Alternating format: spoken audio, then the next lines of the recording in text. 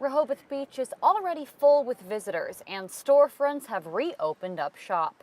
Those with the city say people are taking advantage of the waning off-season hours. I think it is similar to a soft opening in that people are getting used to things prior to the big weekend. Restrictions for bikes and dogs on the boardwalk are already in effect, and no turn on red and left turn bans are also being enforced. But with summer rules come summer-like crowds.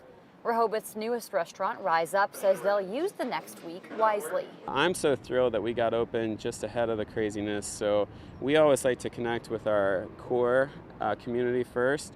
So that's exactly what we're doing here in these first few days in this first week. While the seasonal ordinances and summer traffic rules are already in effect, probably the biggest sign of summer isn't quite ready just yet. That's metered parking. Rehoboth turns on later than any other beach towns, going live this Friday at 10 a.m.